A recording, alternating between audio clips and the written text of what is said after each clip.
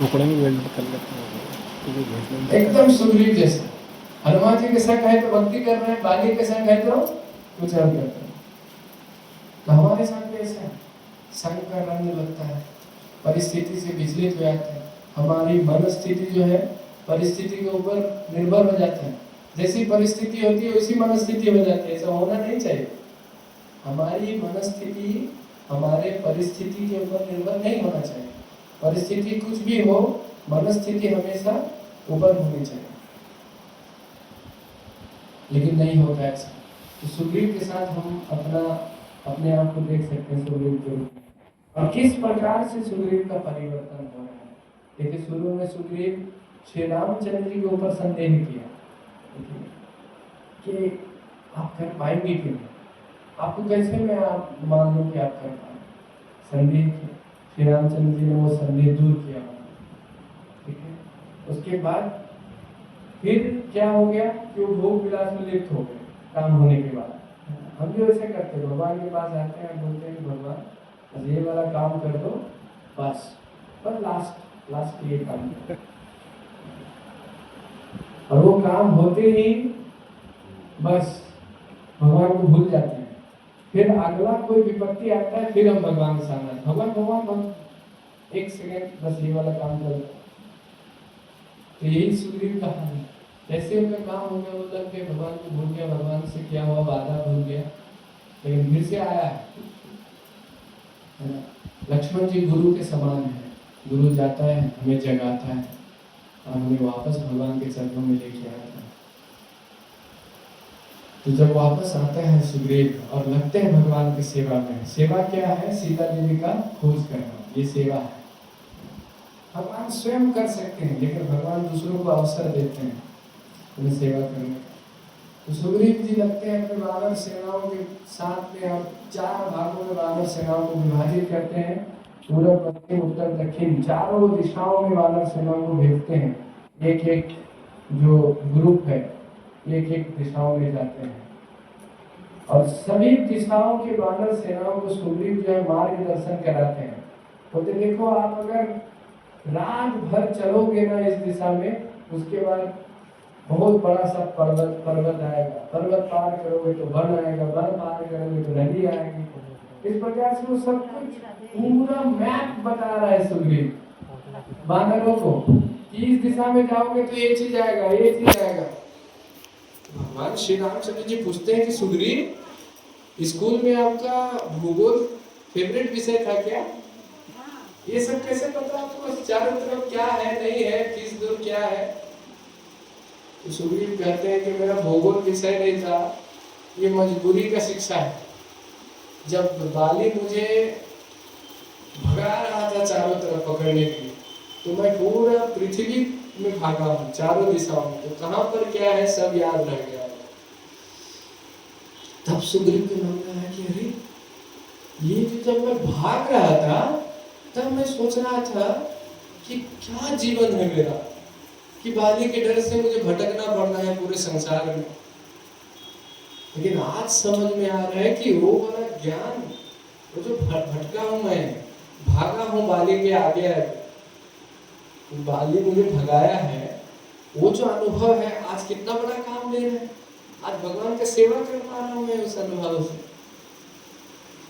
इससे क्या समझ में आता है कि कई बार हमारे जीवन में भी कुछ अगर हो रहा है, कुछ ऐसे परिस्थिति से हम लोग गुजर रहे हैं कि मन में आता है कि क्या चल रहा है, क्या हो रहा है लाइफ में, तभी ये सब याद आना चाहिए। सुग्रीव वाला उदाहरण कि हो सकता है यही अनुभव बाद में काम आए, किसी बड़ा कार्य करने, कुछ अच्छा करने, ये अनुभव को हमें अर्जित करना चाहिए। तभी सुग्रीव सब वानर को बता करके खोज में लगते हैं। और उसके बाद देखिए, जब भगवान के सेवा में सुग्रीव लग जाते हैं तब क्या परिवर्तन होता है कि वही सुग्रीव बाद में जब समुद्र में सेतु बांध करके लंका में प्रवेश करता है, प्रथम बार लंका नगरी में प्रवेश करके लंका को देखता है सारे वानर सेना। उधर लंका नरेश रावण अपने महल में खड़ा होकर के वो नीचे देख रहा है, सारे वानरों का पूरा समंदर आ गया उनके लंका नगरी में। तो ऊपर चढ़ करके देख रहा है, ये लोग लंका को देख रहा है। और तभी सुग्रीव का नजर जाता है किस पर? रावण के ऊपर। अच्छा, इस घटने के थोड़े देर पहले क्या हुआ कि रावण अपना गुप्तचर भेजा सुग्रीव के पास, ये संदेश लेकर के कि सुग्रीव, तुम्हारे और मेरे बीच में तो कोई लड़ाई का कोई कारण नहीं है, हम दोनों तो शत्रु नहीं है। यहाँ तक कि तुम्हारा भाई पहले जो राजा था किचकिंधा का, उनके साथ तो मेरा सुंदर संबंध था, बहुत अच्छे मित्र थे हम, और यही संबंध आगे चल सकता है अगर आप दोस्ती का हाथ बढ़ा दो। आप क्यों लगे हुए राम के पीछे? आपको मैं स्वर्ग जैसा ऐश्वर्य प्रदान करूंगा, इतना वैभव आपको दूंगा अगर आप मेरे से मित्रता करेंगे। ये संदेश था गुप्तचर के हाथों रावण का सुग्रीव के लिए। ये संदेश सुनने के बाद सुग्रीव क्या कहते हैं गुप्तचर को कि आपका राजा अभी से डर गया लगता है, अभी तो हम लड़ाई शुरू ही नहीं की, जाके कहो कि डरो मत, अभी ये तो समाधान यही है कि सीता जी को वो लौटा दे, अब मैं तो लड़ाई के लिए तैयार हूँ। तो देखिए वो सुग्रीव जो राज्य वापस पाने के बाद भोग विलास में लिप्त हो गया था, आज स्वर्ग जैसा ऐश्वर्य मिलने पर भी वो ठुकरा दिया। कितना बड़ा परिवर्तन है।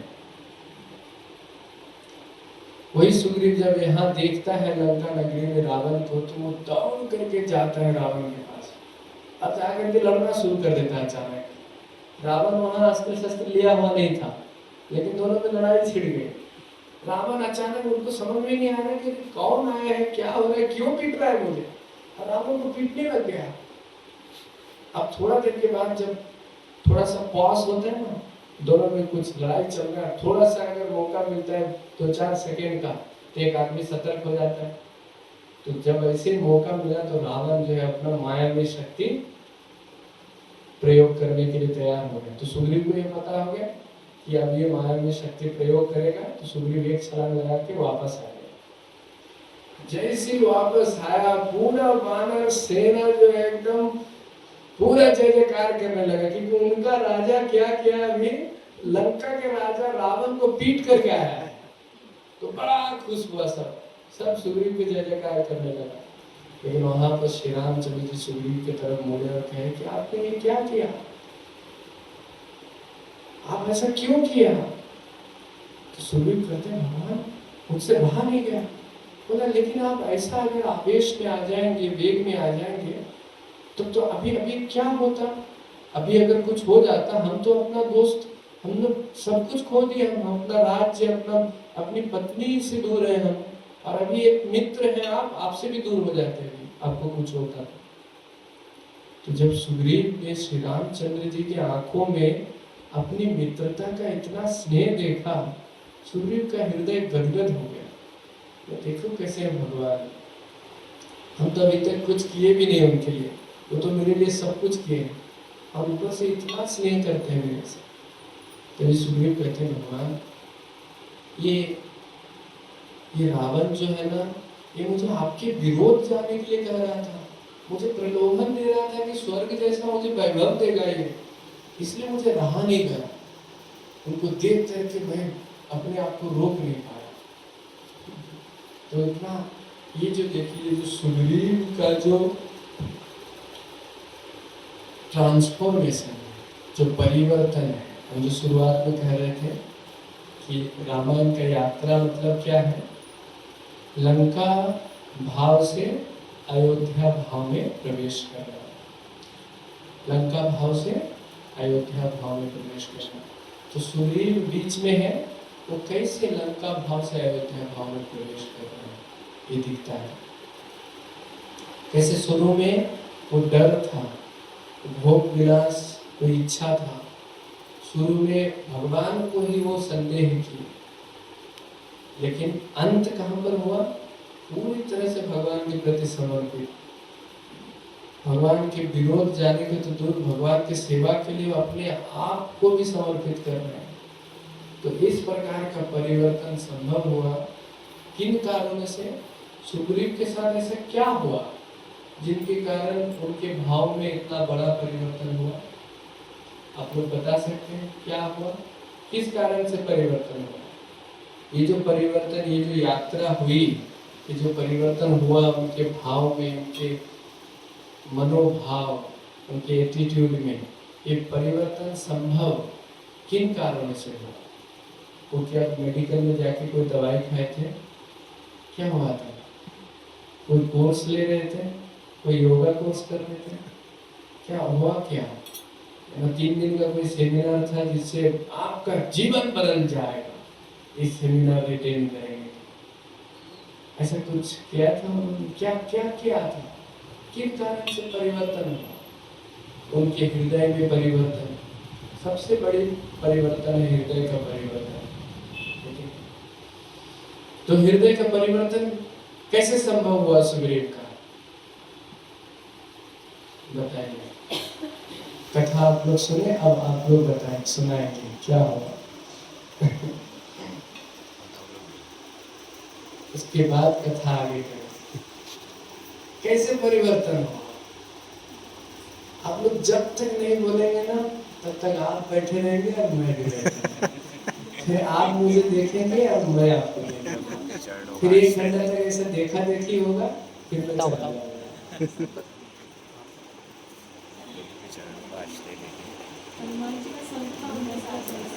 वेरी गुड, वेरी गुड, बहुत सुंदर।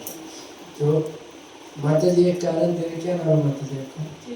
चेतना माता जी। Very good. चेतना माता जी के लिए एक बार हरि बोल बोलना। हरि बोल।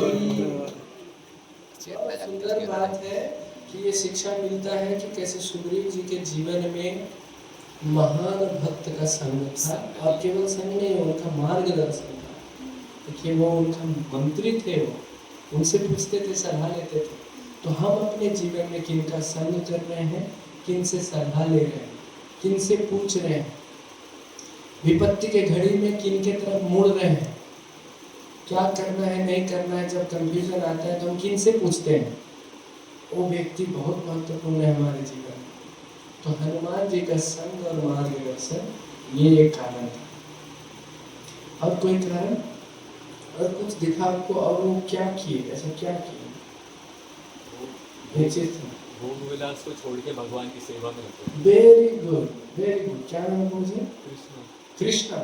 हरि बोल। पहले बताना था, अब सिद्ध हो गया क्यों आपको आंसर पता है। तो कृष्णा प्रभु बहुत सुंदर बात बताए कि उन्होंने अपना भोग विलास, अपना सुख सुविधा को त्याग करके भगवान की सेवा को स्वीकार किया। इस गुण के कारण और हनुमान जी के संग के कारण इतना बड़ा परिवर्तन हुआ उनके जीवन में। तो आज भी अगर ये 2 चीज कोई करे तो परिवर्तन होगा कि नहीं? कि वो केवल त्रेता युग की बात है, कलयुग में नहीं हो सकता, ऐसा है क्या? मैं प्रश्न कर रहा हूँ तो आप लोग को संशय हो रहा है। हो सकता है ना? बिल्कुल हो सकता है। नहीं तो आज ये शिक्षा का क्या महत्व है? अगर हमारा संग और हमारा जीवन शैली, ये 2 चीज परिवर्तन हुआ तो हमारा जीवन परिवर्तन हो जाएगा। ये पूरे घटना से ये सीखने को मिलता है। अगर आप लोग आज घर जाए कथा से और ये बात याद रखें तो आज का कथा सफल हो गया। अगर हमारा संग और हमारा जीवन शैली, हम किस काल में जुटे हैं, हम किस उद्देश्य के प्रति अपना जीवन समर्पित कर रहे हैं, वो और हमारा संग, ये दोनों अगर सही रहा, ये दोनों अगर आध्यात्मिक पथ पे प्रगति करने के लिए हमें प्रेरित करती है तो हमारा जीवन जरूर परिवर्तन हो, जरूर। ये दोनों का बहुत बड़ा भूमिका है हर व्यक्ति के जीवन में। अगर किसी व्यक्ति का जीवन बहुत ही आध्यात्मिक दृष्टि से बहुत ही दुखद जीवन है, या फिर बहुत नीचे का जीवन जी रहे हैं, आश्विक जीवन जी रहे हैं, पशु के जैसा मनोभाव है, तो आप पाएंगे उनके जीवन में ये दो जगह पर प्रॉब्लम है। एक है संग और दूसरा है जीवन से। ये दो जगह पर अगर लोग कार्य करें तो उनका जीवन परिवर्तन हो।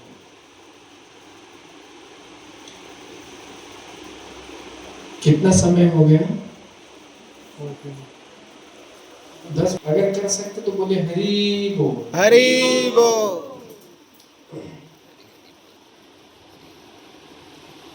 हम लोग अंदर ही अंदर सोच रहे होंगे कि ये तो अब पूछ रहे हैं तो बोलना ही पड़ेगा।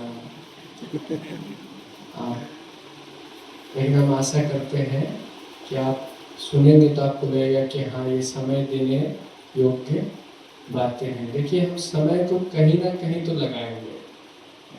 अब यहाँ से जाएंगे तो कुछ ना कुछ तो करेंगे। कहीं ना कहीं समय हम लगाते हैं हर दिन हर एक को 24 घंटा दिया जाता है। किसी को कम और ज्यादा नहीं दिया जाता। हर एक को 24 घंटा एकदम इक्वली बांटा गया है हम सबको। ब्रह्मा जी हम सबको 24 घंटा दिए, लेकिन उनका प्रयोग हम किस रूप में करते हैं ये किनके ऊपर है? किनके ऊपर निर्भर करता है? अपने ऊपर। हमारे ऊपर। हम समय का अलग अलग रूप में प्रयोग करते हैं रोज। समय के बारे में सचेत व्यक्ति सत्संग में आने के बाद हो जाता है। बाकी टाइम में उनको पता ही नहीं चलता है समय कैसे गुजर रहा है। सत्संग में 1 घंटा गुजरता नहीं। आप मूवी में देखिए 3 घंटा गुजर जाता है, पता ही नहीं चलता। अरे मूवी खत्म हो गया, ऐसा लगता है। देखिए जहाँ पर गलत चीज आप करते हैं ना, समय जल्दी निकल जाता है। सही चीज करते हैं तो मन भटकाने लगता है। ये समय का प्रॉब्लम नहीं है, समय उतना ही लगता है, लेकिन मन को भारी लगता है। बस हो गया, बहुत हो गया सही चीज करते समय। अयोध्या कांड के बारे में मैं शुरू में आप सबको बता रहा था कि कैसे हम चर्चा करेंगे। जो 3 दिन है अयोध्या कांड, मतलब क्या हुआ। जो प्रथम अयोध्या में जो उथल पुथल मची, अयोध्या ऐसा नगरी दशरथ महाराज और उनके पूर्वज राजाओं ने बसाया, जहाँ पर पूरी तरह से जनता जो है सुखी, समृद्ध, सुरक्षित थे। किसी प्रकार का कोई क्लेश नहीं है, द्वेष नहीं है और कष्ट नहीं है। ऐसा वर्णन आता है कि अयोध्या नगरी में अगर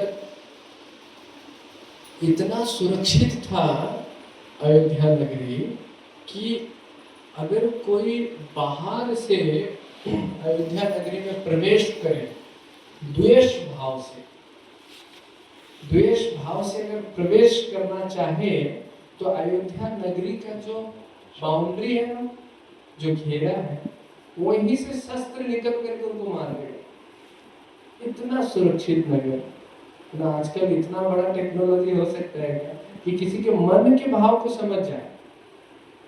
वहाँ टेक्नोलॉजी लगा है, शस्त्र वगैरह लगे हुए हैं। अगर मन में द्वेष भाव है कि यहाँ बम लेके आ रहा है, आतंकवादी है,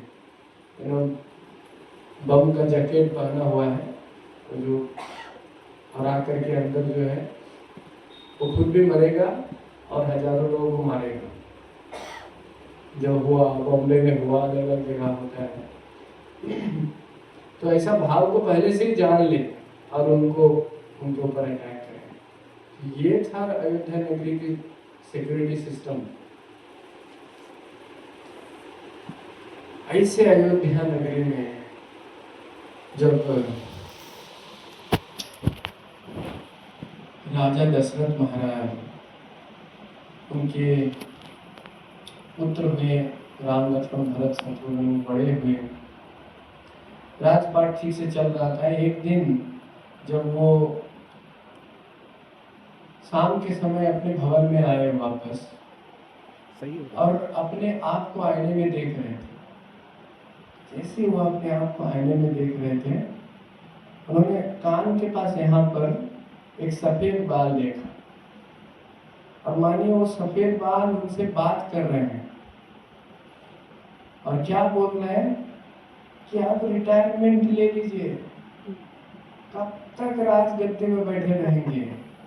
अब तो आपके योग्य पुत्र भी हो गए राजा बनने का, उनको राज्य सौंपिए और आप छोड़िए ये राजपाट।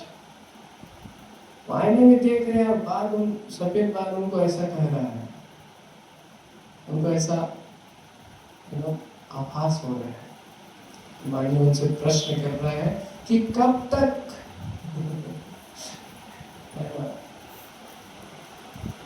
लेकिन राजा सोच में पड़ जाता है, सोचता है कि हाँ भाई कब तक, कभी ना कभी तो मुझे ये कार्य करना ही है, तो यथाशीघ्र करना चाहिए। तब वो सोचता है कि लेकिन इतने दिनों से मैं राज्य भार जो है संभाला हूँ, मेरी प्रजा इस परिवर्तन को कैसे स्वीकार करेगी?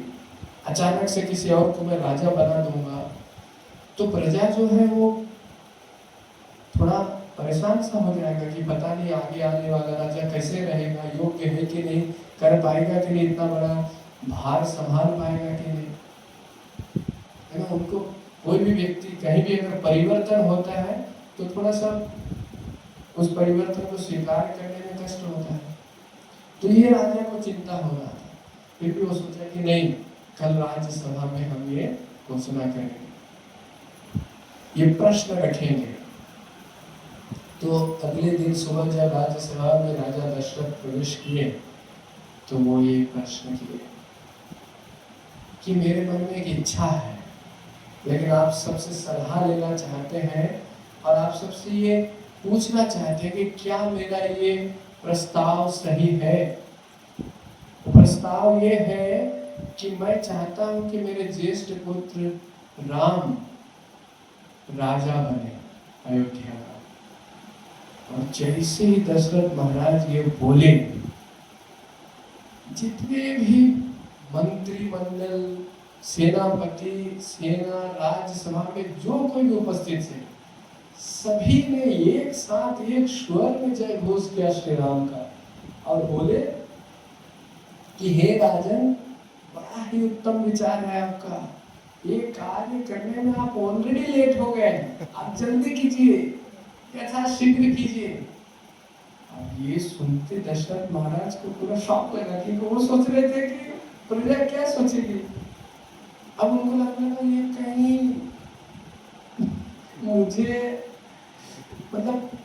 मुझे ज्यादा नहीं चाहती है प्रजा। ये तो ऐसी बात होगी ना कि वो वेट कर रहे कि मैं कब रिटायरमेंट लूं, मतलब मेरे से सेवा अच्छा हुआ नहीं क्या। तो उनके चेहरे में, दशरथ महाराज के चेहरे में ये दिखता है कि उनको थोड़ा सा लग गया।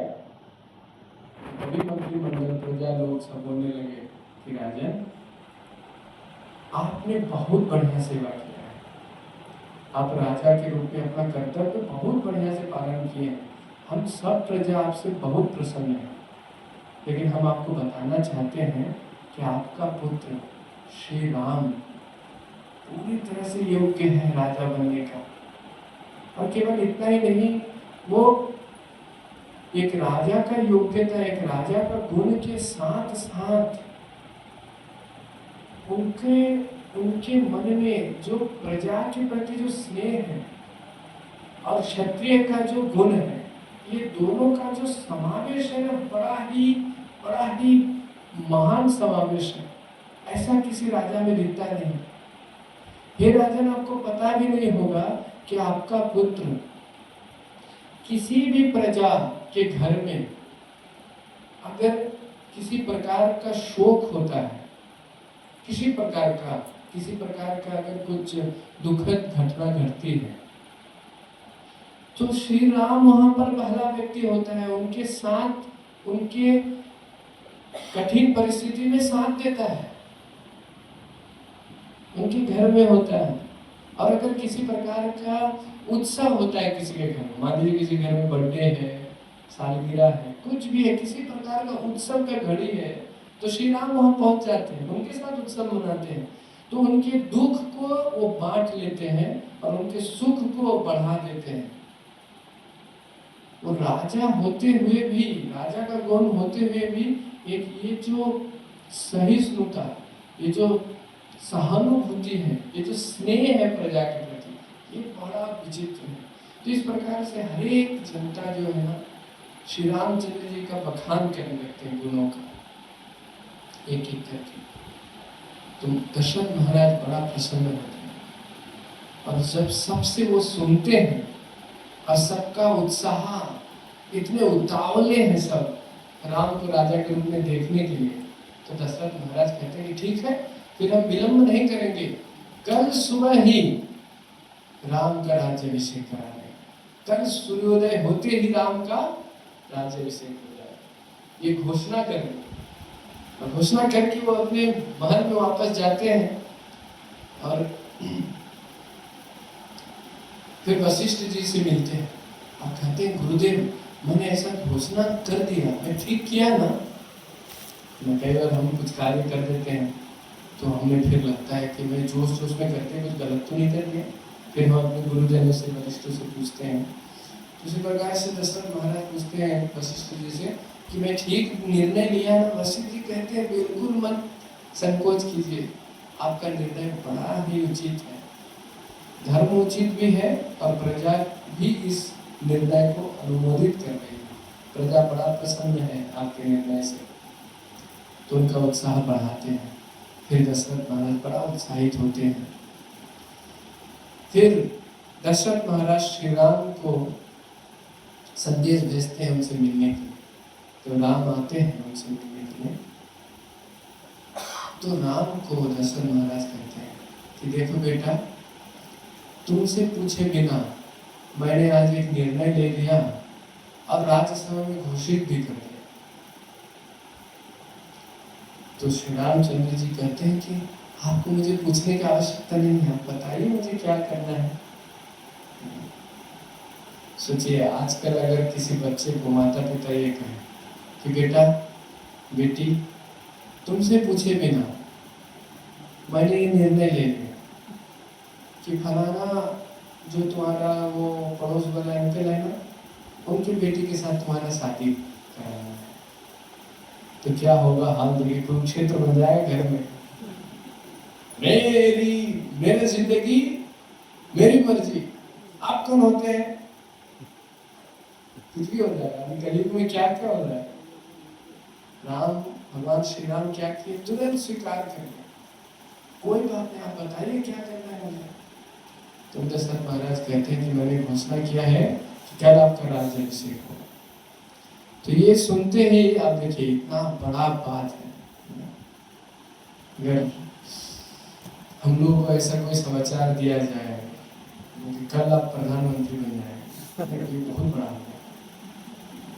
कोई भी बड़ा उपाधि अगर मिले, मुख्यमंत्री बन जाएंगे तो क्या होगा? वो कहते हैं फिल्मों में ऐसा करते हैं ना। श्री रामचंद्र जी ऐसा वैसा कुछ नहीं किए। ये तो दूर की बात है, श्री रामचंद्र जी उनके चेहरे में भी नहीं आया, किसी प्रकार का मुस्कान भी नहीं आया कि ये बहुत बड़ा सफलता हो गया। I did it, I got it, ऐसा बोलते हैं ना आजकल लोग। तो मैंने कर दिखाया, मुझे मिल गया मैं जो चाह रहा था। इस प्रकार का कोई भावना नहीं आया उनका चेहरा। ये समाचार सुनने के पहले जैसा था, ये सुनने के बाद वैसा ही रहा, किसी प्रकार का परिवर्तन नहीं। क्यों? उनको खुशी नहीं हुआ क्या? उनको दुखी हुआ, दुख हुए का? एक्चुअली उनका जो भाव है ना, राजा बनने में या प्रजा बनने में नहीं है। उनका भाव है क्या करने में? सेवा करने में। उनका भाव है अपना कर्तव्य करने में। आप मुझे अगर राजा बनाओ तो भी मुझे क्या करना है? सेवा। आप मुझे राजकुमार रहने दो तो भी क्या करना है? सेवा। आप मुझे साधारण प्रजा के रूप में रखो तो भी मुझे क्या करना है? सेवा। सेवा में तो कोई करना तो सेवा ही है। तो पद पोजीशन, जिन भी व्यक्ति का भाव ऐसा रहेगा, आप देखेंगे वो व्यक्ति जल्दी उदास नहीं होगा, क्योंकि पद पोजीशन ये छीना जा सकता है किसी व्यक्ति से, लेकिन सेवा भाव ये छीना नहीं जा सकता। सेवा भाव कोई नहीं छीन सकता आपसे, वो हमेशा रहता है। किसी भी परिस्थिति में कोई भी व्यक्ति सेवा कर सकता है, परिस्थिति कुछ भी क्यों ना। गरीब हो, अमीर हो, स्त्री हो, पुरुष हो, शहर में रहता हो, नगर में रहता हो, कि परिस्थिति कुछ भी क्यों न हो, व्यक्ति सेवा कर सकता है। तो श्री रामचंद्र जी के चेहरे में कोई परिवर्तन नहीं, क्योंकि उनको सेवा ही करना है, सेवा आगे सेवा ही करना है। तो तभी आगे दशरथ महाराज कहते हैं कि बेटा देखो,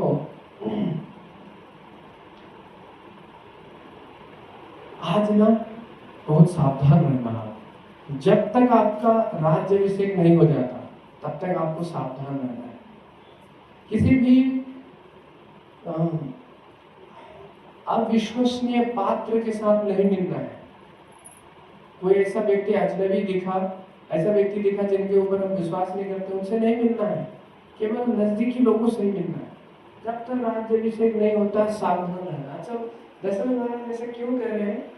क्योंकि मन में उनका मन देखिए, उनका भावना देखिए।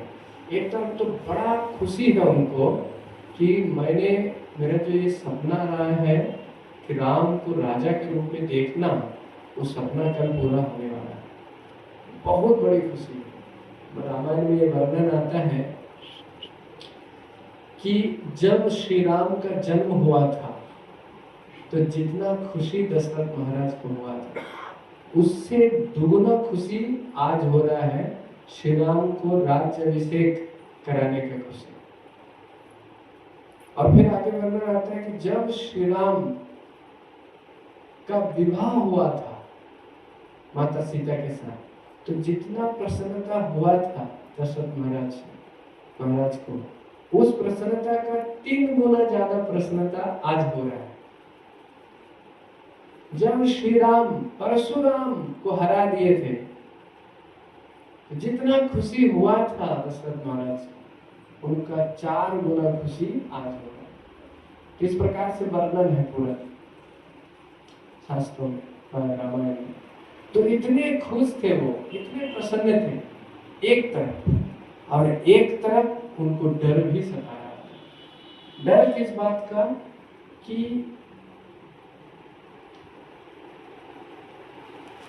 कुछ घटना घटा था उनके जीवन में, वो उनको याद आ रहा था। जैसे एक घटना था कि श्रवण कुमार का वध हो गया था उनके हाथों, और उन श्रवण कुमार के माता पिता ने उनको श्राप दिया था कि तुमको भी पुत्र का वियोग सहना पड़ेगा। और एक घटना घटा था जहां पर जटायु को उन्होंने वादा किया था कि मेरा पुत्र तुम्हारा पुत्र हो। एक घटना घटा था जहां पर कैकेयी के विवाह तभी संभव हो पाया, कैकेयी जी से विवाह उनका तभी संभव हो पाया जब उन्होंने ये वादा किया उनके पिताजी से। अश्वपति उनके पिताजी का नाम है। कैकेयी देश है भी अफगानिस्तान में। तो अफगानिस्तान के राजा तभी थे अश्वपति। उनको उन्होंने वादा किया था कि आपके पुत्री का पुत्र, मतलब कैकेयी का पुत्र राजा बने, तभी उनसे विवाह कराया। तो ये वाला घटना उनको याद आ रहा है। तो ये सब घटना याद आ रहा है, तो दशरथ महाराज को डर लग रहा है कि कुछ हो न जाए, ये जो राज्याभिषेक में कुछ बाधा ना आ जाए। और एक तरफ आनंद भी आ रहा है कि अरे मैंने घोषणा कर दिया, सब लोग तैयार है, गुरु जी तैयार है, सब तैयार है, होने वाला है, कल सूर्योदय होकर राज्याभिषेक हो जाएगा। लेकिन एक तरफ ये चिंताएं भी सता रही है। तो ये दोनों भावना में पीछे जा रहे हैं। कौन? दशरथ महाराज। इसीलिए वो रामचंद्र जी से क्या कह रहे कि सावधान रहना बेटा। ऐसा कह करके श्री रामचंद्र जी चले गए। अब शाम के समय दशरथ महाराज अपने भवन में बड़ा परेशान है, क्योंकि ये सब चिंता उनको हो रही है, सब घटना उनके मन में घूम रहा है, उनको सब कुछ याद आ रहा है। श्रवण कुमार के माता पिता का श्राप याद आ रहा है, अश्वपति का दिया हुआ वचन याद आ रहा है, और कैकेयी को वचन दिया था 2 वर मांग लो, कैकेयी बोली थी बाद में मांगे, वो भी याद आ रहा है। सब कुछ याद आ रहा है, वो परेशान हो रहे हैं। तो जब वो परेशान हो रहे हैं, देखिए जब भी दशरथ महाराज परेशान होते थे, आपको पता है वो कहाँ जाते थे? कोई गेस कर सकते हैं? देखिए आप लोग, हम लोग जब परेशान होते हैं तो कहाँ जाते हैं, किनके पास जाते हैं? गुरु के पास जाना चाहिए, लेकिन हम जाते कहाँ हैं? हमारा मन कहाँ ले जाता है? जहाँ हमारी आसक्ति है, जिनसे हम बहुत आसक्त हैं, बहुत अटैचमेंट है जिनके साथ, केकई के हम वहाँ पास, जाते हैं। केकई के पास, हाँ? केकई के पास हूँ। यस। तो दशरथ महाराज जब भी थके होते थे, जब भी परेशान होते थे, जब भी लो फील करते थे, जब भी मुरझाए रहते थे, वो कैकेयी जी के भवन में जाते थे। तो आज भी वो वहां से निकले और कैकेयी जी के भवन में जाने लगे। ये हो गया दशरथ महाराज के भवन का सीन। अब देखिए इसी समय, शाम का समय है, अंधेरा हो गया, दशरथ महाराज निकले कैकेयी के भवन जाने के लिए। अब ये अयोध्या में एक दूसरा सीन चेंज हो रहा है। दूसरा सीन है श्री रामचंद्र जी का भवन। श्री रामचंद्र जी अपने पिताजी से ये समाचार लेकर के, अब सावधान होना है, ये आदेश लेकर के वो अपने भवन में वापस गए। और उनके भवन में कौन है? कौन है उनके भवन में? सीता मैया। सीता देवी। तो सीता देवी के पास गए और वो सब कुछ बोलने लगे जो जो हुआ। उनके पिता दशरथ महाराज ने जो बोले कि कर्ण को राजा बनना है, तो ये वो किनसे शेयर कर रहे हैं? अपनी पत्नी सीता देवी से शेयर कर रहे हैं। तो अब सोचिए, जैसी सीता देवी को सुनाई दिया कि कल राज्याभिषेक होने वाला, तो आपको क्या लगता है कि कैसा प्रतिक्रिया, कैसा रिस्पॉन्स रहा होगा सीता जी का? क्या वो ऐसा बोली होगी, कल आप राजा बन जाएंगे, मैं रानी बन जाऊंगी? क्या आपको लगता है ऐसी बोली होगी? बिल्कुल नहीं। वो दोनों गंभीर वार्तालाप में लग गए कि कल से हमारा जीवन ऐसा नहीं रहेगा जैसे आज तक रहा है। कल से हमारा दायित्व तो बहुत बढ़ जाएगा, हमारी रिस्पॉन्सिबिलिटी, जिम्मेदारी बहुत बढ़ जाएगा। तो उस जिम्मेदारी को हम कैसे पूरा करेंगे, किन किन बात का ध्यान रखना है, उन सब बात पर दोनों चर्चा करने लगे। अब ये जो बात है, अब तो राज्यसभा में तो घोषणा हुआ था कि कल राजा बनेंगे श्री राम, तो पूरे जनता को पता चल गया। तो श्री रामचंद्र जी के भवन के बाहर अयोध्या के सारी जनता इकट्ठा होकर के क्या कर रहे हैं? खुशियां मना रहे हैं, बड़ा नृत्य कर रहे हैं, गा रहे हैं, आनंद कर रहे हैं कि कल हमारा राम जो है राजा बनेगा। बड़ा खुशी की बात है। अभी से उन्होंने खुशी जो है ना शुरू कर दिया। देखिए, राजा रानी भवन के अंदर जिम्मेदारी का भाव लेकर के अपने कर्तव्य को कैसे पूरा करना है, इसके बारे में विचार कर रहे हैं। बड़ा गंभीर भाव है। और बाहर जनता क्या कर रही है? उत्साह मना रही है, उत्साह, आनंद, उत्सव मना रही है। अब सोचिए अभी का समय क्या है? बिल्कुल उल्टा। अभी का जो राजा है, जो मंत्रीगण है, जो भी लीडर है, वो अपने भवन में क्या कर रहे हैं? जश्न मना रहे हैं, पार्टी हो रही है। और बाहर जनता का क्या हो रहा है? चर्चा। जनता जर्जर कर रही है, अंदर जश्न चल रहा है और जनता का त्राहिमाम चल रहा है। बिल्कुल उल्टा। तो यहाँ पर यह शिक्षा मिलता है कि अगर लीडर जो है, नेता जो है, राजा जो है, जो ऊंचा पद में है, वो लोग अगर कर्तव्य का भाव लेकर के जीवन जिए तो प्रजा स्वाभाविक सुखी होगी। ये केवल राजा के ऊपर ही लागू नहीं होता। कोई भी व्यक्ति जो जिम्मेदारी के पद पर है, वो अगर हमेशा जिम्मेदारी वाला भाव रखे मन में, तो उनके अधीनस्थ जो कोई भी है वो सुखी रहे। श्री रामचंद्र जी अपने उदाहरण से शिक्षा दें। तो ये हो गया सीन अयोध्या, राम भवन का। अयोध्या में 3 जगह का सीन अभी हम चर्चा करें। एक हो गया दशरथ महाराज का भवन का, ये हो गया श्री रामचंद्र जी के भवन का। अब आते हैं एक तीसरा भवन, कैकेयी जी के भवन। कैकेयी जी के भवन में कैकेयी जी विश्राम कर रही हैं। रात का समय हो गया, विश्राम कर रही हैं। लेकिन आज क्या हो गया कि मंथरा जो है छत के ऊपर आ गई। वो जनरली छत के ऊपर नहीं जाती है, लेकिन आज वो छत के ऊपर चली गई और छत के ऊपर से देख रही है कि अरे आज तो दिवाली नहीं है, आज तो राम का जन्मदिन भी नहीं है, लेकिन इतना उत्सव चारों तरफ क्यों मनाया जा रहा है? क्या चल रहा है? इंडिया जीत रही है क्या? वो बोल रहे हो क्या है? तो वो जाकर के खोज करती, पता लगाती है कि क्यों उत्सव मना रहे हैं प्रजा। तब उनको पता चलता है कि अच्छा ये उत्सव नहीं है, ये षड्यंत्र है। ये उत्सव नहीं है, ये दशरथ महाराज को षड्यंत्र कर रहे हैं। तो एक छोटा सा बात यह है कि जब दशरथ महाराज निकले वहां से अपने भवन से, उसके पहले उन्होंने क्या देखा? फिर से आईना में देखा अपने आप को। कल शाम को देखा था, सुबह उन्होंने निर्णय लिया। आज शाम को जब वो उनके मन में दोनों भाव, एक है खुशी का भाव, एक है चिंता का भाव, दोनों भाव में वो जो है परेशान है। तो जब वो आईने में फिर से उस सफेद बाल को देखा और अब वो सफेद बाल रूप बदल गया। कल शाम को सफेद बाल क्या कहा था कि कब तक, और आज वो सफेद बाल मानो हंस हंस के उनको पूछ रहा है, अच्छा राम को राजा बनाएगा? अगर राम को राजा बनाएगा तो रावण का क्या होगा? तो सफेद बाल जो है आज वो मानो आचार्यगण कहते हैं कि वो प्रकट हुआ है रावण का पाप के रूप में। रावण का पाप जो है सफेद बाल का रूप पकड़ा है और दशरथ को चुनौती दे रहा है, दिखाओ राजा बना करके, कल देखता हूं।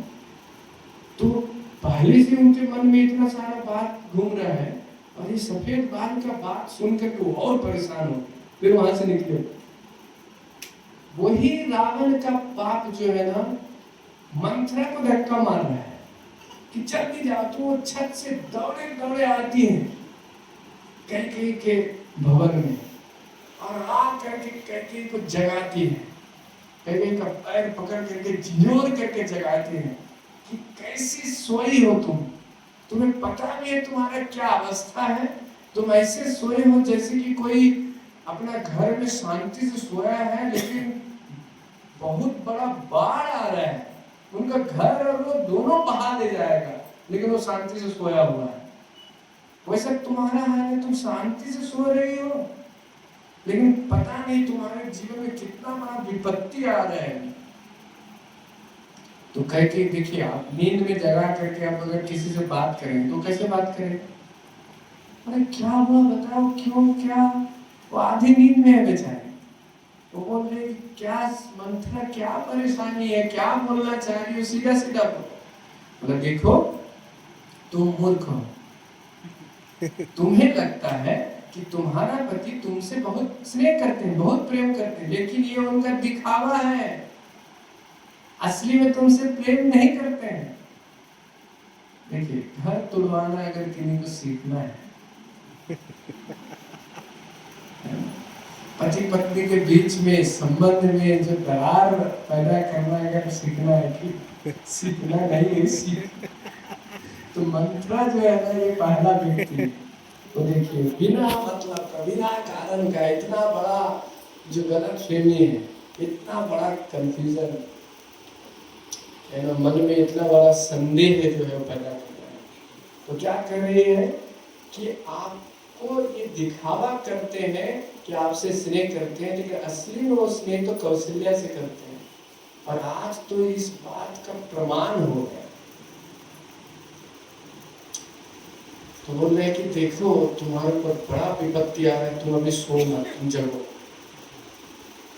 कई कहती है कि जिनके चार पुत्र हैं, इतने सामर्थ्यवान, उनको क्या विपत्ति आ सकता है? ऐसा बोलकर वो फिर सो जाती है। फिर मंथरा जगाती है, बोलते पुत्र, तुम्हारा पुत्र दास बनेगा, दास, क्योंकि अब राम को राज्य मिल रहा है, कब राम का राज्य अभिषेक होने वाला है, ये घोषणा कर दिया गया है, तुम्हारा पुत्र तो दास बनेगा। तो जब कैकेयी यह सुनती है, कहती है ये दो बात क्यों बोल रही हो, ये तो एक ही बात है।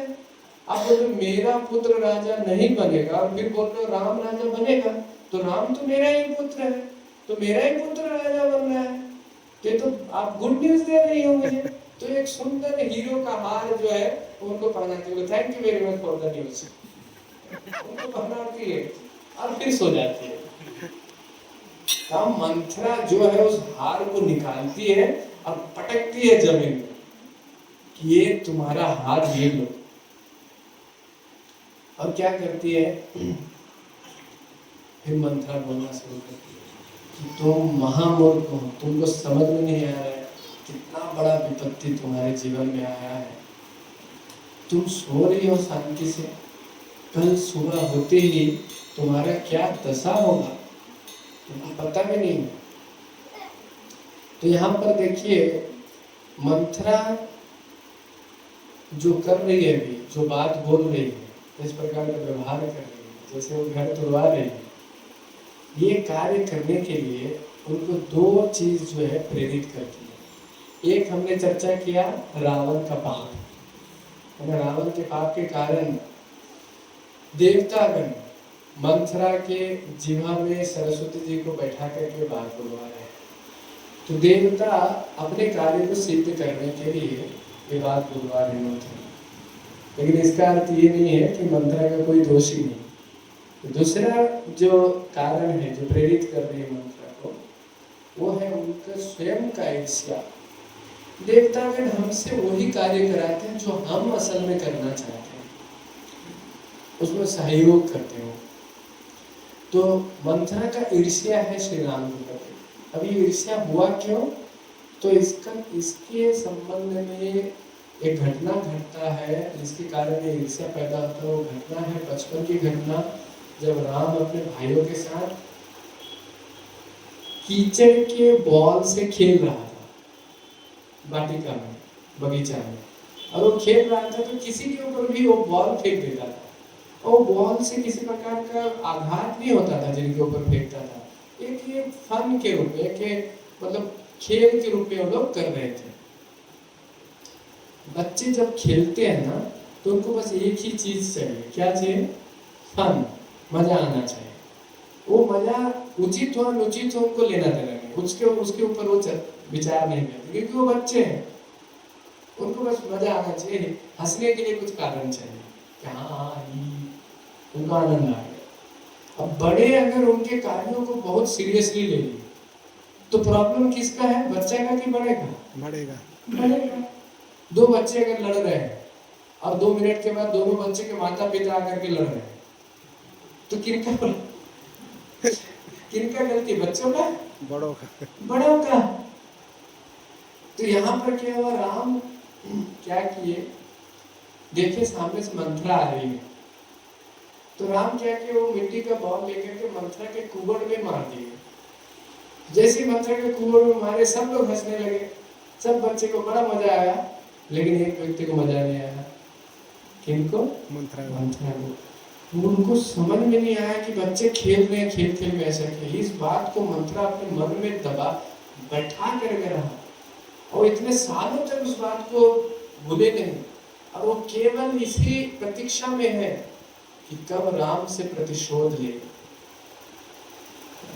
इसी बात से आप देखिए हम किनके साथ मजाक करते हैं, ये बड़ा महत्व रखता है। कभी कभी मजाक बहुत अच्छा हो जाता है, कभी कभी मजाक बहुत खतरनाक सिद्ध होता है। श्री रामचंद्र जी अपने पूरे जीवन में 2 बार मजाक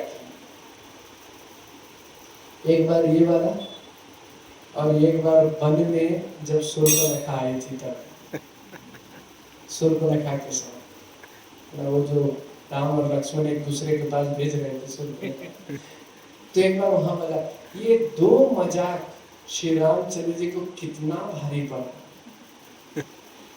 ये वाला मजाक के कारण देखो वन में चला गए, वो वाले मजाक के कारण देखो सीता जी को खोना पड़ा। कितना भारी पड़ गया। इसलिए हमें मजाक बहुत सोच सोच के, बहुत सोच समझ कर करना चाहिए। किनके साथ कर रहे हैं?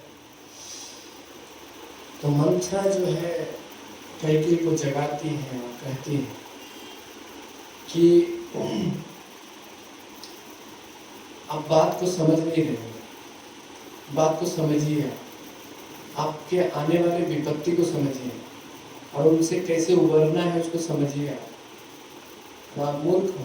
अब देखिए, मंत्रा दासी के रूप में सेवा करती है, लेकिन वो मूर्ख बोलने का साहस भी रखती है। क्यों? क्योंकि कैकेयी को उन्होंने पाला पोसा है, बड़ा किया है। उनके माता उनको छोड़ के चली गई थी बचपन में, तो वो मंत्रा ने उनको पाल पोस के बड़ा किया। तो एक वो वाला भाव है, इसलिए डांट फटकार भी सकती है। तो फिर कैकेयी से बोलने लगती है कि देखो, अब जब भरत है अपने मामा के घर, तब राज्याभिषेक का घोषणा कर दिए राजा। आपको भी नहीं पता है, किसी को बताया भी नहीं, अचानक से कल ही राज्याभिषेक माना। ऐसा क्यों? ऐसा क्यों किए बताओ आप नहीं बता सकती, क्योंकि आप बहुत भोली हैं। इन सब के पीछे का बात आपको समझ में नहीं आ रहा है। ये तो ये षड्यंत्र है राजा का। राजा आपके पुत्र को दास बनाना चाहते हैं और आप कौशल्य के पुत्र को राजा बनाना चाहते हैं। जरा सोचो, अगर राजा राम बन गया तो कौशल्या, जिनके बारे में आप हमेशा सोचती हो कि वो आपसे नीचे का है, उनको कोई महत्व नहीं है, आपका ज्यादा महत्व है, आप बड़े रानी हैं, वो बड़ी महारानी बन जाएंगे। और तभी आपको अगर किसी ब्राह्मण को कुछ दान भी देना है ना, तो कौशल्या से पहले भीख मांगना पड़ेगा। पहले कौशल्या से भीख मांगोगी, तब जाके आप भिक्षा दोगी। ये हाल होगा आपका। और आपके पुत्र का हाल क्या होगा जरा सुन लो। राम और लक्ष्मण दोनों मिल करके भरत को पीट पीट के मारेंगे। वो वन में दौड़ा दौड़ा कर उनको जैसे जानवर को पीटते हैं वैसे पीटेगा, क्योंकि वो तो कंटक है राम के राज्य में। राम का राजा होने में वो कंटक है भरत, तो उनको जरूर पीटेगा। ये आपकी दशा होगी, आपके पुत्र का दशा होगा। अब सुनो आपका पिता का क्या दशा होगा। आपका पिता अश्वपति, उनके साथ और जनक महाराज के साथ, सीता देवी के पिताजी के साथ 36 का आंकड़ा है। दोनों में लड़ाई है, लेकिन दोनों लड़ते नहीं है आज तक। क्यों? क्योंकि बीच में दशरथ महाराज है। दशरथ महाराज दोनों के संबंधी हैं, इसलिए दोनों में लड़ाई होने नहीं देते। अब सोचो, दशरथ जैसे ही राज्य छोड़ेगा और राम राजा बनेगा, तो राम के साथ तो आपके पिताजी का कोई डायरेक्ट संबंध है नहीं, जनक महाराज का है। तो जनक राजा को अवसर मिल जाएगा आपके पिताजी के ऊपर आक्रमण करने का, और तब आपके पिताजी का वध कर देगा। आपके पिताजी भी गया, आपके पुत्र भी गया, आप भी गए। सोचो कितना बड़ा विपत्ति है। ये सब सुनने के बाद कैकेयी वो उठी अपने बिस्तर से, मंथरा को पकड़ी, अपने बिस्तर में बैठाई और मंथरा के सामने बैठ करके बोली, इस संसार में मेरा अगर कोई शुभ चिंतक है तो केवल आप। मेरे रक्षा भी आप ही कर सकते हैं, कोई भी मेरा अपना नहीं है आपके बिना। इस परिस्थिति में आप ही बचाओ। मैं तो आज तक आपको अपना दासी मानती थी, लेकिन आप तो मेरे मार्गदर्शक हो।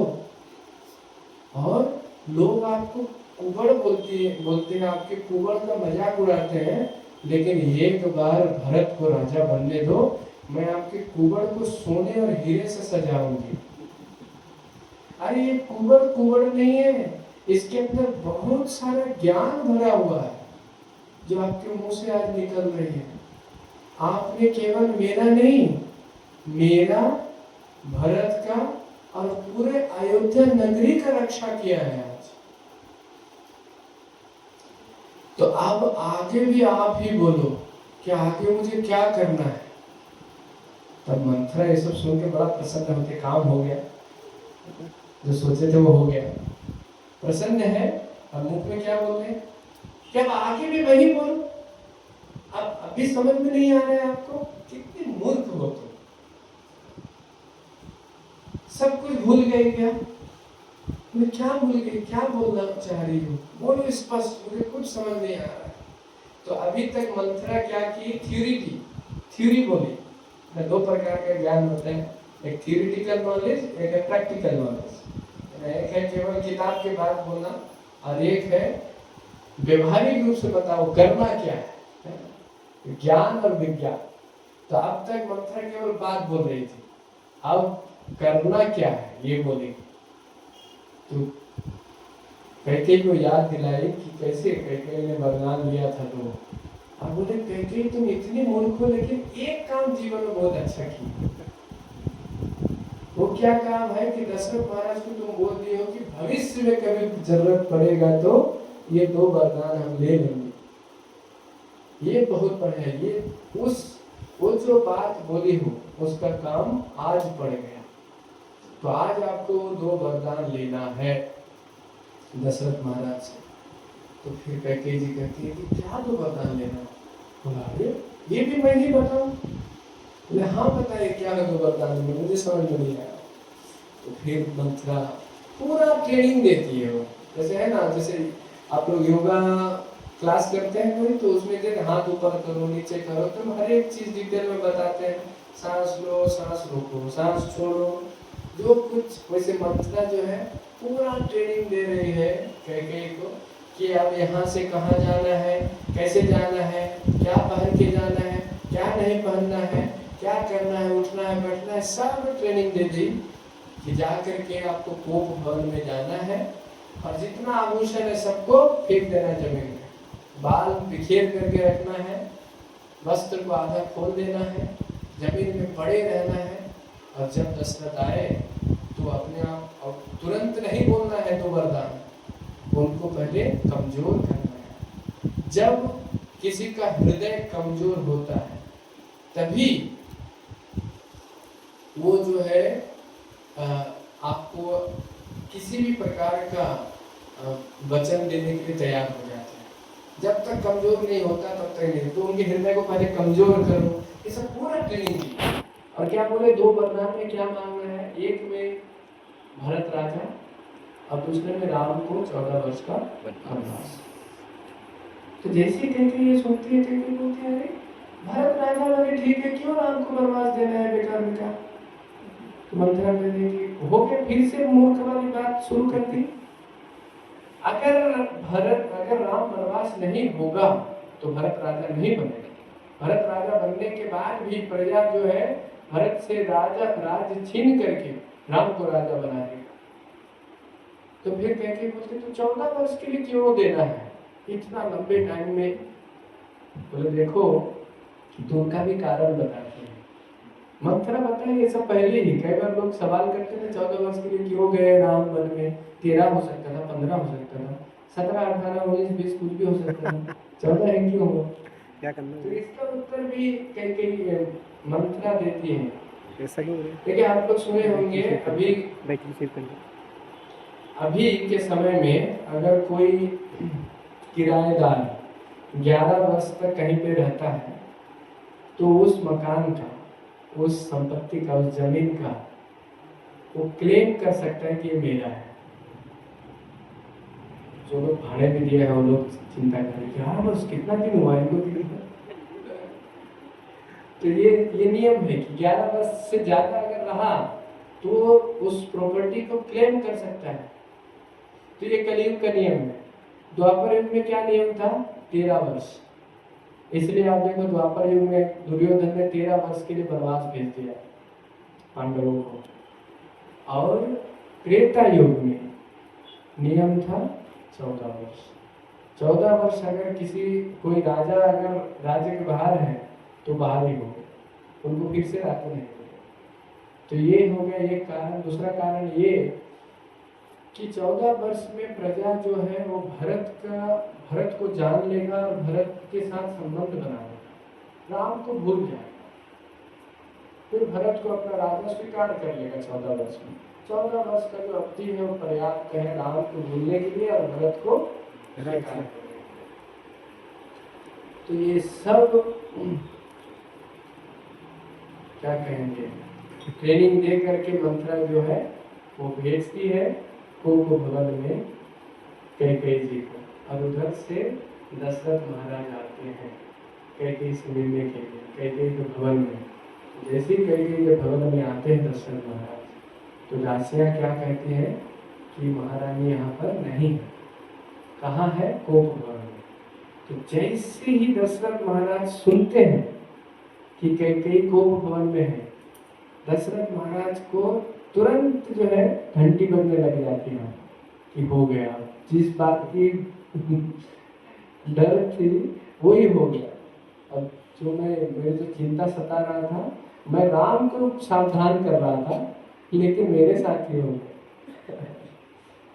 तो दशरथ महाराज वहां पर सब कुछ समझ पा रहे थे, उनके मन में ये शंका आ रही थी, फिर भी वो वहां से निकल करके कोप भवन में गए। अब देखिए यहाँ पर सुंदर शिक्षा मिलता है कि जब दो प्रकार के रोग होता है, आप सबको पता होगा, पढ़े होंगे स्कूल में। एक होता है जो फैलता है और एक होता है जो फैलता है। क्या बोलते हैं उनको? संक्रामक और असंक्रामक। एक संक्रामक मतलब फैलता है, एक व्यक्ति से दूसरे व्यक्ति के पास पहुंच जाएगा। कोरोना कौन सा रोग था? संक्रामक, फैलने वाला। बहुत सारा जो वायरस से फैलता है, मच्छर काटता है आपको, फिर मुझे आके काट लेगा, तो हो सकता है। कोरोना आया था ना पूरी, डेंगू, कोरोना आया था ना अभी। कोरोना। तो ऐसा तो फैलने वाला और नहीं फैलने वाला। तो शरीर का जो रोग है ना, दो प्रकार का है। कुछ रोग फैलते हैं, कुछ नहीं फैलते। लेकिन मन का जो रोग है ना, वो एक ही प्रकार का है, दो प्रकार का नहीं है, केवल फैलने वाला है। कोई भी रोग ऐसा नहीं जो नहीं फैलता। मन का रोग, सब रोग क्या होता है? फैलता है। अगर किसी के पास कोई व्यक्ति अगर ईर्ष्यालु है, उनके पास आप 5 मिनट बैठिए, 5 मिनट बात कीजिए, आपको भी ऐसा लगेगा, आपके मन में भी ऐसा भाव आने लगेगा। कोई बहुत क्रोध करता है, उनके पास आधा घंटा बैठिए, आप भी ऐसा लगेगा उठने के बाद कि किसको पीटूं, किसको मारूं।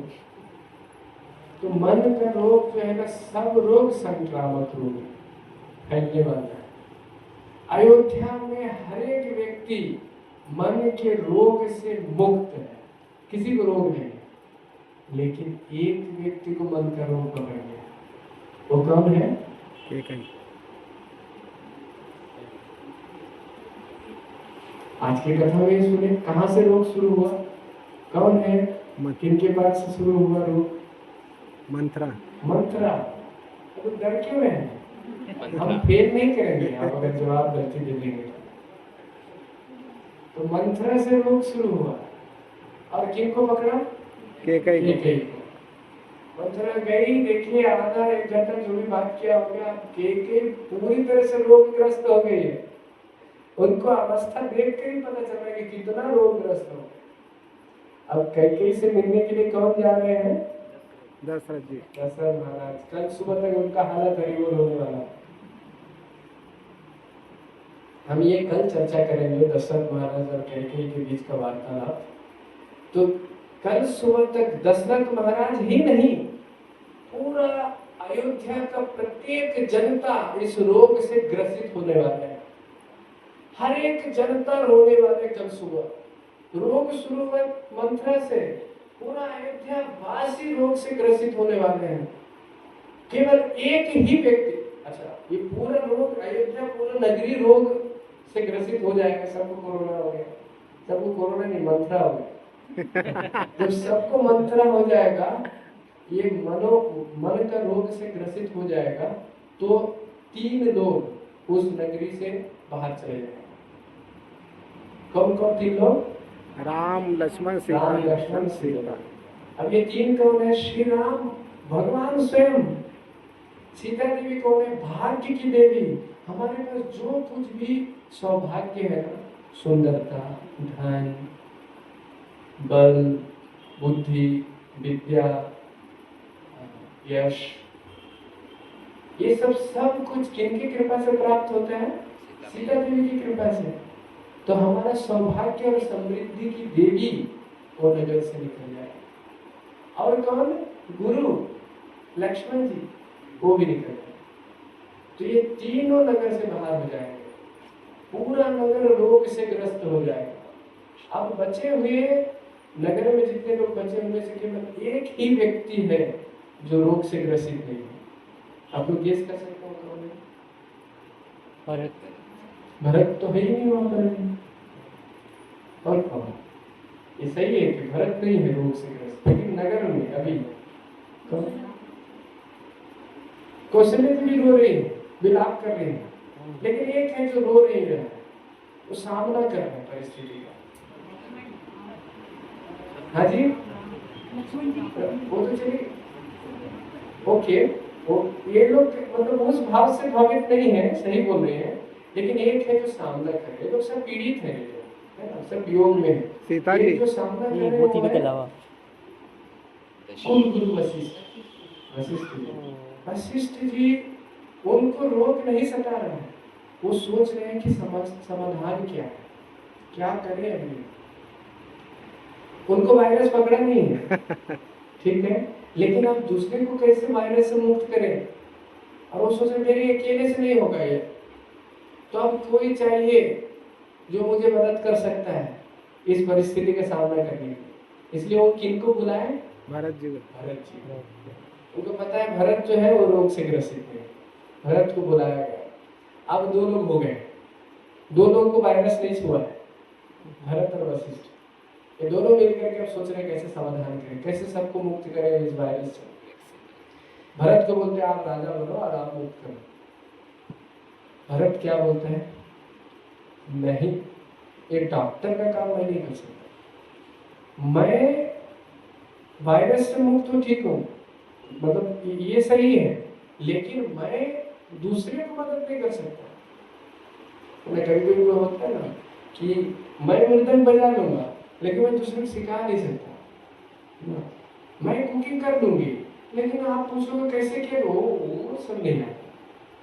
तो ऐसा भरत बोल रहे हैं बड़ा ईमानदारी के साथ कि मैं वो जिम्मेदारी ले नहीं सकता, दूसरे को रोग से मुक्त कर ही नहीं सकता। वो काम केवल एक ही व्यक्ति कर सकता। वो कौन है? श्री राम। तो भरत महाराज सबको लेकर के गए श्री राम के पास, श्री राम को वापस नगर में लाने के लिए, कि वही है असली डॉक्टर और ये है सच्चा गुरु का काम। जो सच्चा गुरु होते हैं वो अपने आप को भगवान की जगह पे नहीं रखते, वो हमेशा अपने भक्तों को, अपने शिष्य को, अपने जितने अनुयायियों को वो भगवान की तरफ मोड़ते हैं, भगवान के पास ले जाते हैं, भगवान के प्रति समर्पण का भाव जगाते हैं उनके अंदर। वो स्वयं के प्रति समर्पण का भाव नहीं जगाते। बहुत सारे ऐसे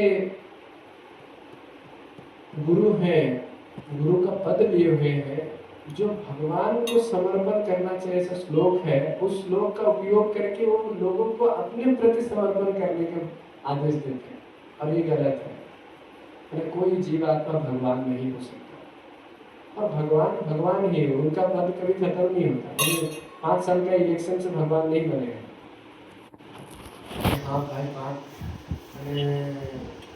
द्वापर युग में कृष्ण थे भगवान, त्रेता युग में श्री रामचंद्र जी थे, कलयुग में तो अभी इलेक्शन हुआ ही नहीं, अभी तो मेरा भी मौका मिल सकता है।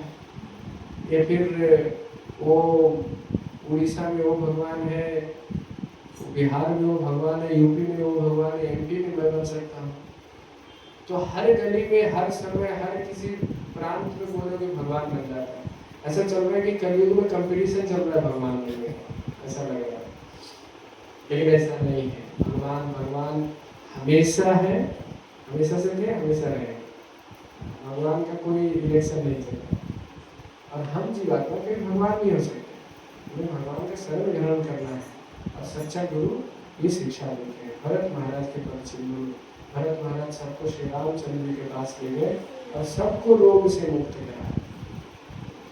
ये वाला लीला भी हम अंतिम में देखें। श्री राम नवमी महामहोत्सव सबकी जय मर्यादा पुरुषोत्तम भगवान श्री रामचंद्र की जय। ये थोड़ा सा कीर्तन करते हैं फिर समापन करेंगे। जय राम श्री राम जय जय राम, जय राम श्री राम जय जय राम, जय राम जय राम जय जय राम, जय राम जय राम जय जय राम, जय राम श्री राम जय जय राम, जय राम श्री राम जय जय राम, जय राम श्री राम जय जय राम, जय राम जय राम जय जय राम, जय राम श्री राम जय जय राम, जय राम श्री राम जय जय राम, जय राम जय राम जय जय राम, जय राम श्री राम जय जय राम, जय राम श्री राम जय जय राम, जय राम श्री राम जय जय राम, जय राम जय राम जय जय राम, जय राम जय राम जय जय राम,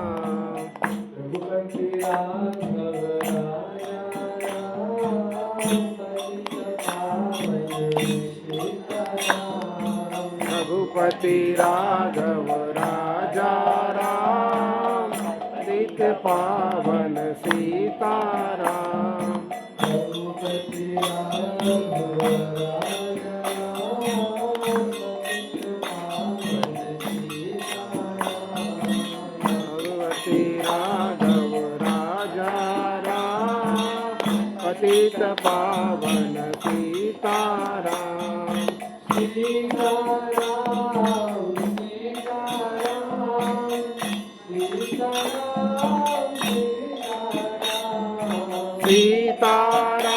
सीताराम, सीताराम सीताराम सीताराम जय सीताराम,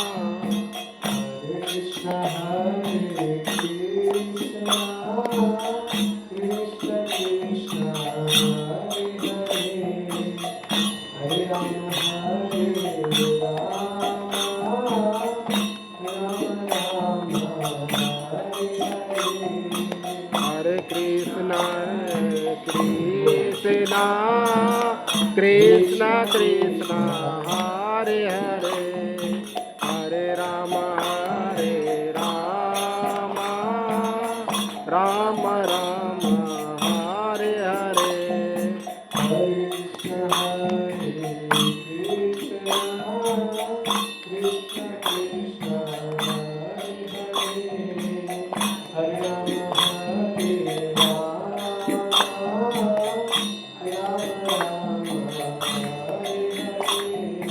हरे कृष्णा कृष्णा कृष्णा कृष्णा हरे हरे, हरे राम राम राम हरे हरे, हरे कृष्ण कृष्ण कृष्ण हरे हरे, हरे राम राम हरे हरे, हरे कृष्णा कृष्णा कृष्णा हरे हरे, हरे राम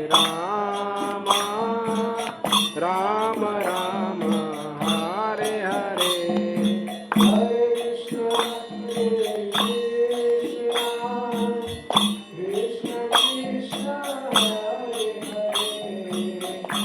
हरे, हरे राम राम हरे हरे, हरे कृष्णा कृष्णा कृष्णा हरे हरे, हरे राम राम राम हरे हरे, हरे कृष्ण कृष्ण कृष्ण हरे हरे, हरे राम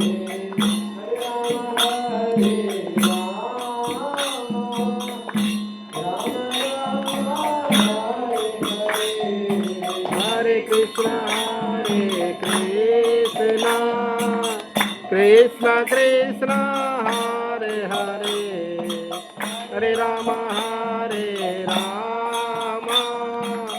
राम राम हरे हरे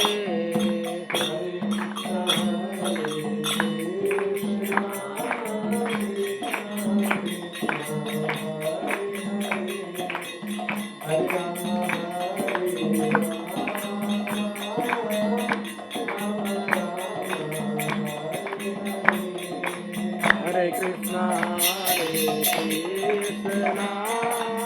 कृष्ण कृष्ण हरे हरे हरे राम राम हरे हरे हरे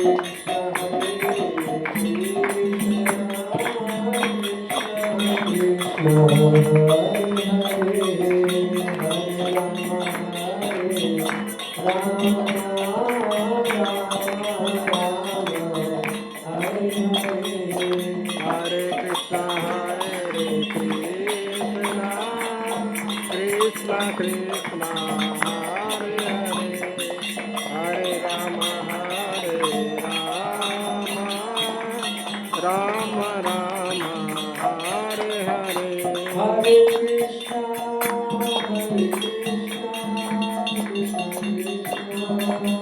कृष्ण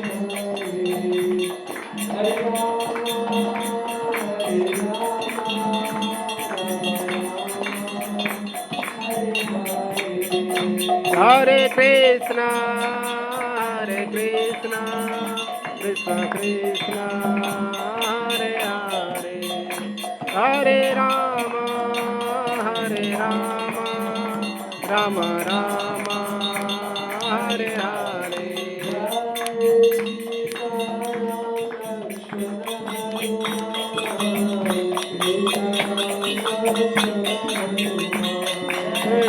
सीताराम लक्ष्मण हनुमान सीताराम जय लक्ष्मण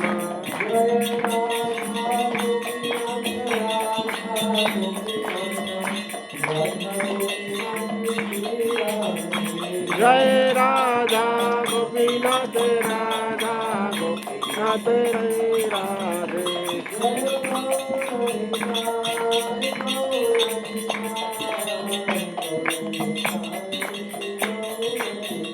जय गौर निताय जय गौर निताय प्रभुपाद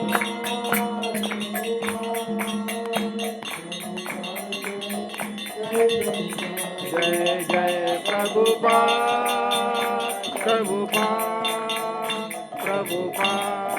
जय प्रभुपाद